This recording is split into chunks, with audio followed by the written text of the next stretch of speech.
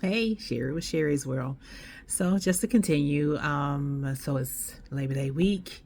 We get past Labor Day, and the next day, that Wednesday, I have to go in and get pre-registered to be admitted to the hospital. That Thursday, I was admitted. Actually, let me jump back to that Wednesday. I think I've got everything in the right order. I had to have a stronger chemo than what I have been having with the chemo shots. It's called melphalan, and it was literally in one of those little small but still small but powerful little IV looking bags. And something about the process or the sensitivity of it, they literally kept it covered. And even when they hung it up on the rack, they kept a bag over it, keep it covered. I'm like, if it's like that, do I really want that in my body? Again, all those things that go through your head when you're trying to decide. Sorry, I got lint and everything all over. I'm still cold. Sorry, lint over everything. But yeah, and that one was stronger, and they had already warned me that there's a strong possibility that my hair will come out this time because it didn't come out with the original chemo, but that one more than likely my hair would fall out. But my hair was hanging in there strong. It's like we refused to be moved, maybe because of my prayer.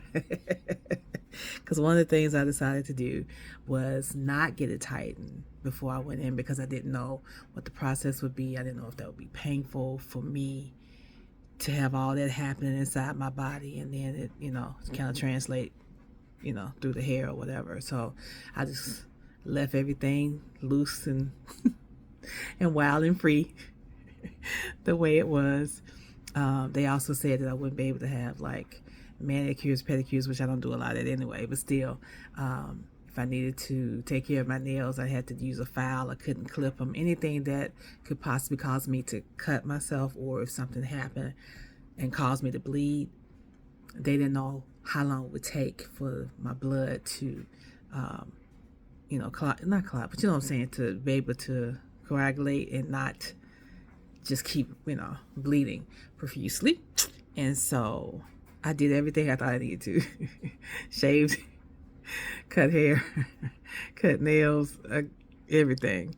So that at least I'm like, okay, at least for hopefully a month, I'll be good, before growth started again.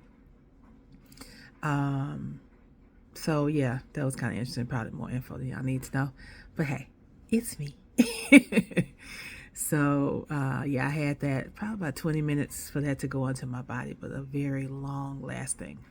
I still think that I have effects of that chemo still coming out of my body, my pores, which I'll talk about a little later. But anyway, so then the next day was what they call day zero, and I checked into the hospital.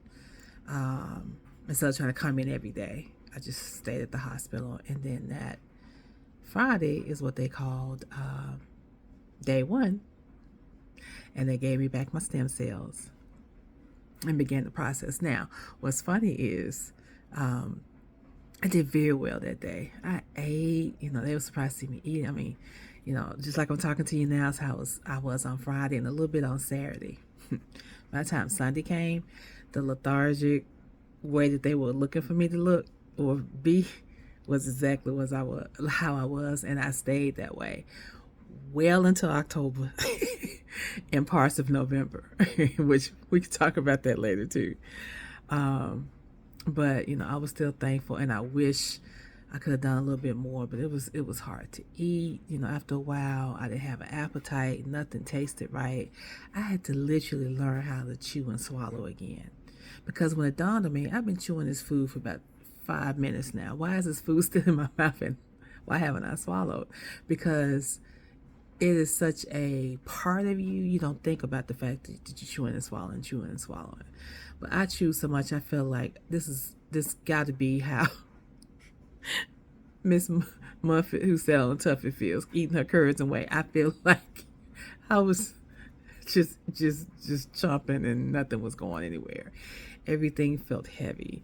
They, tried to give me, which I did a little bit, but probably not as much as I needed to. The Ensure shakes and chocolate. Anybody who knows me know I love chocolate. The richer, the thicker, the better. Got to a place I couldn't handle chocolate. I wasn't eating meat. Y'all know I'm vegetarian. I mean,